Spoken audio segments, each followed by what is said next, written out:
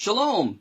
My name is Chris Shoemaker, that's my English name, and my Hebrew name is Rabbi Yehuda ben Shomer, and my Igbo name, coming from the Hebrew, is Tochokwu, because Tochokwu and Yehuda mean the exact same thing, praise God.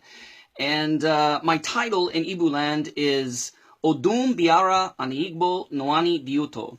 And I greet you, all people in Igbo land, all people watching, Ohoneze Canada, who has asked me to produce this short video giving a synopsis regarding the origins of the Igbo people. So I have a very brief and limited amount of time to do this, so let's get underway. So if we're going to talk about the origins of the Igbo people, we've got to go back to the beginning, all the way back to Noah. It's to be understood scientifically that from Adam all the way till Noah, everybody at that point was born black. How do we know this? Because scientifically it could be no other way. Melanin, which is our skin tone, you have to have an abundance of melanin. You have to have all the melanin there before you can genetically end up having a lack of it. It can't be the other way around. You can't have no melanin and all of a sudden out of nowhere produce melanin. So everybody up to that point was born black. But not according to the canonical scriptures, but according to apocrypha, pseudepigraphal literature, and rabbinic literature, it's believed that Noah was born an albino. He was born without any skin tone. This really frightened his father and his relatives because nobody up to this point was born that way. But God and other relatives reassured Noah's father that it was okay, that not to worry about that he was a special child. So when Noah got married, he married a black woman. He married because everybody else was black. And when he had his 3 sons, it's believed that this genetic albino trait triggered the different skin tones, the different shades of melanin within the human spectrum that we see today. And he had 3 sons, Shem, Ham, and Japheth. Ham, who is believed to be the father of all of the black and African races, he was born like everybody else up to that point. He was born black. You had Shem, who's the father of all the Arab and Jewish people, and he was born brown. And today, Jewish and Arab people can be anything from a deep olive complexion all the way to a red mahogany type color. And I think it's very fascinating and interesting that many Igbos are called red Igbos because their skin tone is red. It has a mahogany color to it. Then you had Japheth, who was born sort of like Noah. He had the least amount of melanin and skin tone, and he was the father of all the white and Asian races that we know today. So from Shem came Jacob, which is the father of the 12 tribes of Israel. Now, Jacob had 2 wives and 2 concubines. His wives, Rachel and Leah, were his cousins. Therefore, they were from Shem. Therefore, they had that middle of the road skin tone. They were that olive brown complexion. Now, we don't know the ethnicity or the race of Zilpah and Bilhah, the handmaids that Jacob also took as wives, but because Laban and his daughters Rachel and Leah and the concubine were living in the land of Canaan, and because Zilpah and Bilhah had this bond-servant type status, this concubine status, we believe that they were probably from Canaan. And all of the Canaanite nations, the 7 Canaanite nations whom Israel came to subdue and take over the land, which is the land of promise, they were from Canaan, and Canaan was from Ham, therefore they were all black. This includes the original Egyptians. They were black. It wasn't until the Hyksos came in later that the genetic makeup and features of the Egyptian people changed, and they're a lighter skin tone as we know them today. So, safely assuming that Bilhah and Zilpah, and we're mostly focusing on Zilpah, because Zilpah was the mother of Gad and Asher, she was a black Canaanite woman, and therefore her offspring, Gad and Asher, had some of her genetic features. Therefore, they would have been more black. Their lips probably would have been broader, as well as their noses. Their hair would have been more wiry, more kinky. They would have looked more like Canaanites, more than Shemites, so to speak. and several of the other tribes. We had Judah and Levi. They also married Canaanite women, and so therefore a lot of people from the tribe of Judah and Levi are also black. We know that the Limba tribe in Africa has been traced genetically back to the tribe of Levi.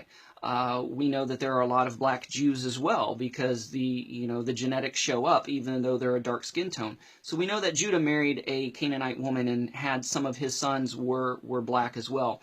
So moving on, Gad in turn had 7 sons, and we're interested in 4 out of the 7, which is Eri, Areli, and Arodi, and possibly Esbon, because Esbon is a common name among the Igbo people. So it is believed that the Igbo people spring from Gad's sons, Eri, Areli, Arodi, and possibly Esbon. And we know that one of the kingdoms, the king in Obu Gad, house of Gad, and Aguleri, Eri, his last name is Eri. He can trace his lineage directly from Gad's son Eri, and that's why Eri is still a part of his last name.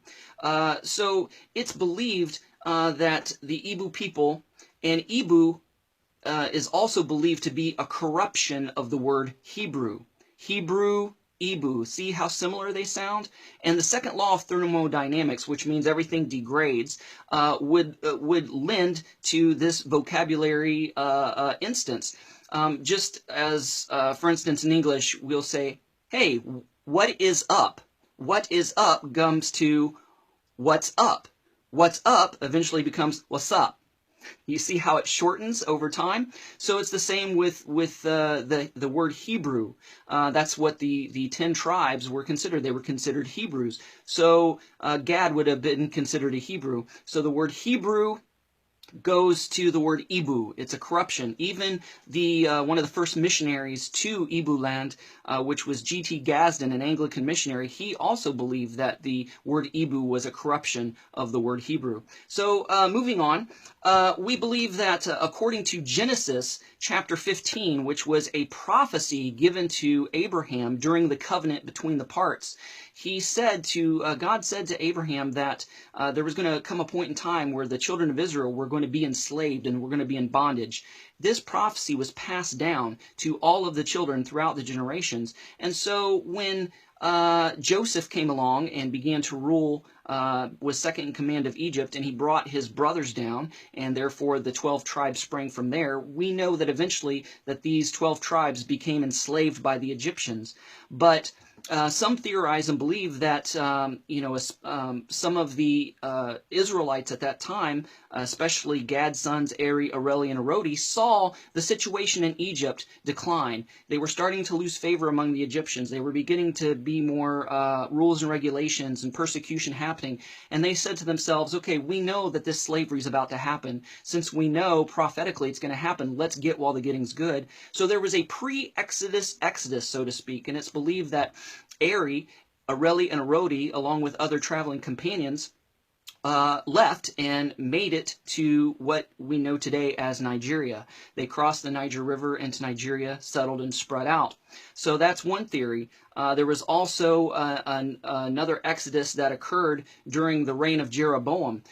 Some of the 12 tribes didn't like the direction that the Jeroboam kingdom was going into gross idolatry. They knew or had this inkling that they had brothers in Africa, in Nigeria specifically, so some of them left to go there, possibly more Gadites, so that was another wave.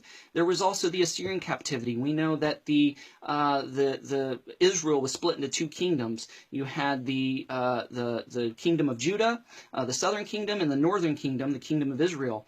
Judah was taken off into Babylonian captivity and eventually returned, and that's who we recognize as the Jewish people today, made up of Judah and Levi and a part of Benjamin. The 10 tribes, however, was taken off into Assyrian captivity and never returned. They were lost to antiquity, lost to time, and they were scattered all over the world. And so we believe that during this time that more Gadites and more others from other tribes, Judah, Levi, Benjamin, Zebulun, made it to Nigeria to be with their brothers and sisters whom they knew were already there.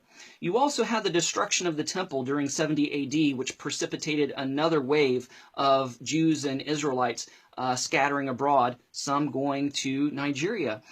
In James, the book of James 1:1, it says, to the 12 tribes scattered abroad. So up until that point, the Jews knew where their 10 brothers were scattered, because the letter was to the 12 tribes scattered abroad. So they knew that many of their brothers had made it to what we call today Nigeria.